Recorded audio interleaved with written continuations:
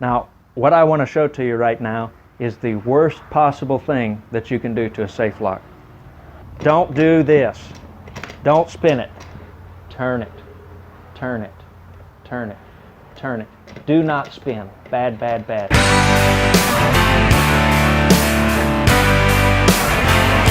I changed the lock on my front door so you can't see me anymore.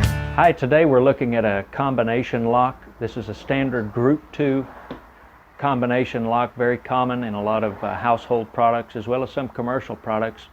Let's take a look at this. This is the dial. In this case, this is a real off-brand lock called Samo or Samo. I don't know how you pronounce it. Some off-brand thing we just have for display purposes. Yours, if you have a combination lock, a dial on your safe, a mechanical combination lock on your safe, it may say Sargent and Greenleaf, it may say S&G, it may say LG or Lagarde. Those are two of the most common brands that we see. The procedures which we are going to demonstrate today will work on any of those type of products. When you move into some higher manipulation resistant type of locks, sometimes there's a switch in the middle, sometimes they pull out or push in. There's some different procedures that are involved in opening those.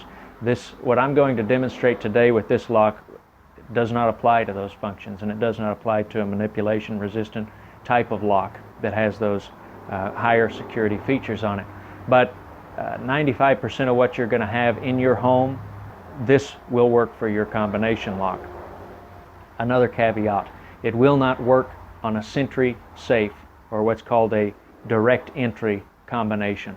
This won't work for a Sentry safe, and it won't work for a higher security manipulation resistant or manipulation proof lock, but it will work for 95% of what you're going to have on your gun safes or your home safes, floor safe, that kind of stuff that we find out there.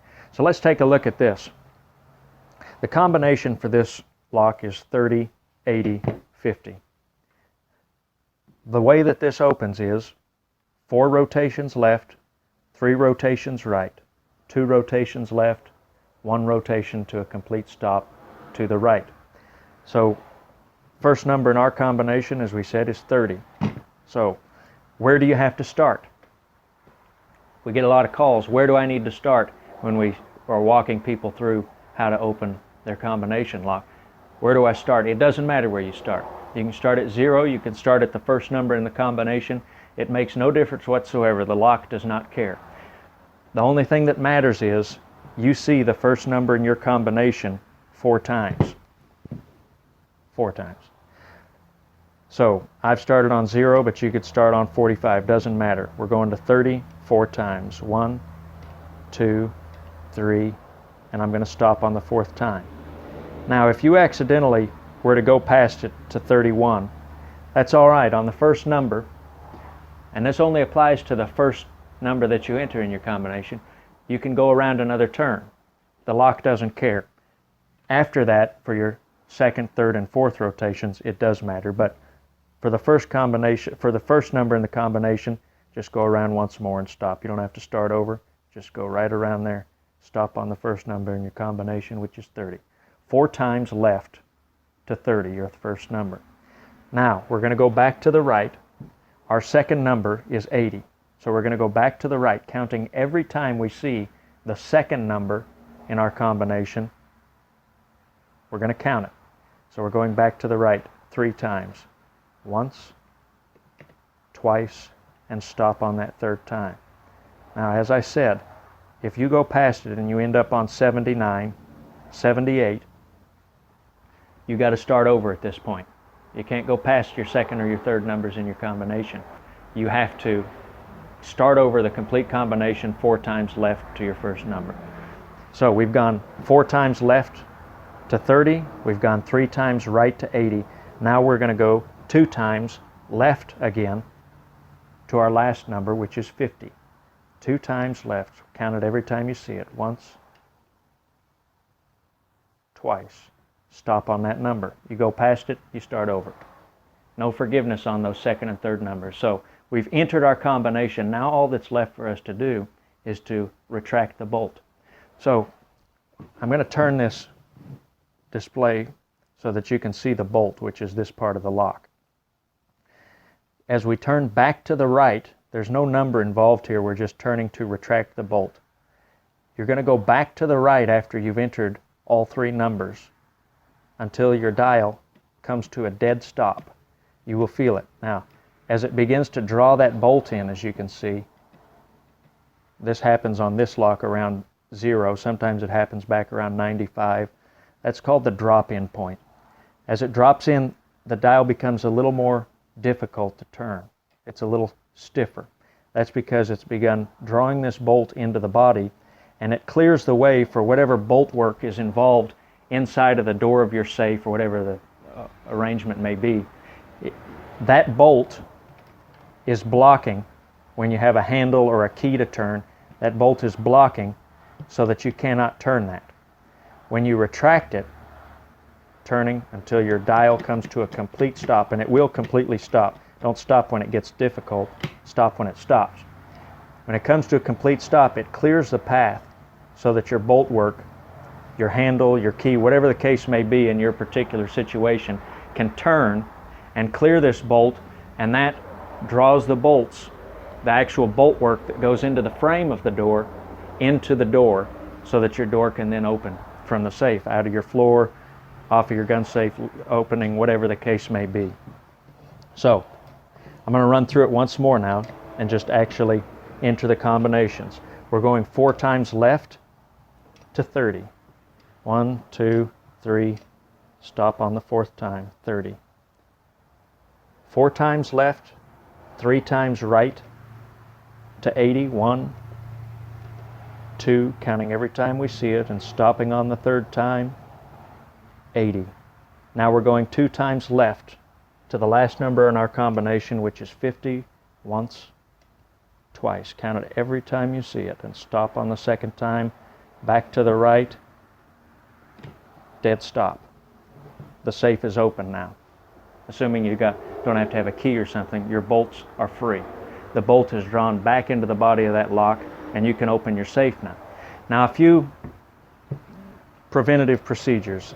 Sometimes if you've got a number close to each other, which technically the numbers should always be in your combination series of numbers, the numbers should always be at least 10 numbers apart.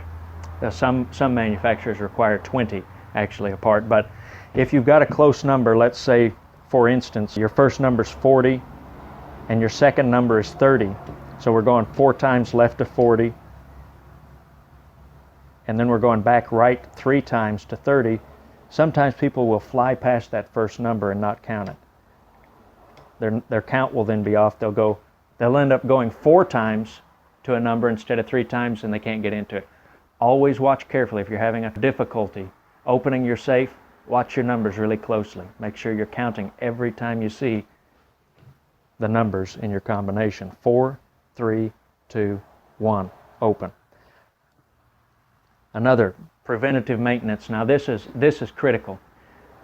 90% of the problems that we see with people opening their safes when they actually have a failure, a slip number or something, is due to abuse.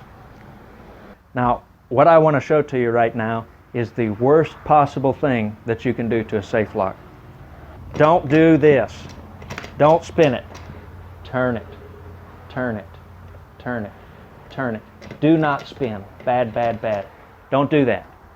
That is what abuse. This is a finely tuned piece of equipment in here. Little parts, small parts, delicate and sensitive parts. So be gentle with it. Be delicate with it. Treat it like a beautiful flower or something that you don't want to mess up and cost you hundreds and hundreds of dollars to get back to whatever it is protecting for you. Don't abuse it. There's little delicate parts in there. Be gentle with it. Turn the dial. Do not spin it. Spinning the dial is the worst thing that you can do to it, and the most abusive, and it causes people the most trouble. Things can break in there. Things can slip and cause your combination to change when you don't expect it. Another common problem. You'll notice there's another index mark on here. This is called the dialing index or opening index. Over here to the left you see about 12 numbers over, or 13, I can't tell from this angle. there is another mark, and that is called the change index. It's only used for changing the combination. Sometimes people look at that and they begin dialing into it. And if you dial in your combination, if I'm dialing 30 and instead of going to the opening index there, I'm going to the change index, my safe will not open. That lock won't open.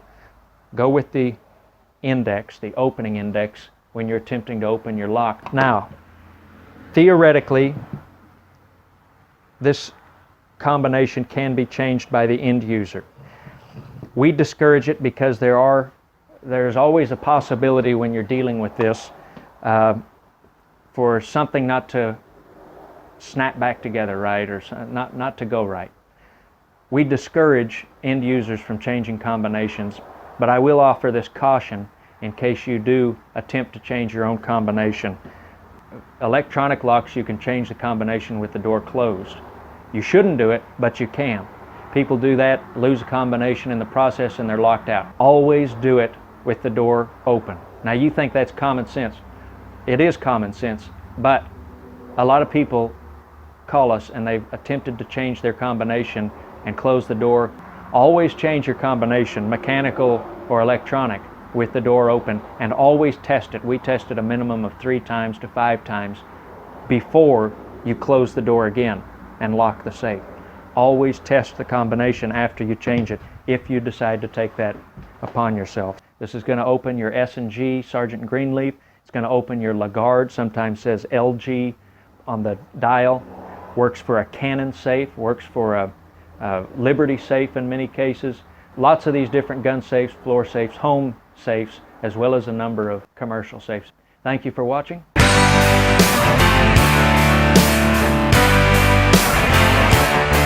changed the lock on my front door so you can't see me anymore.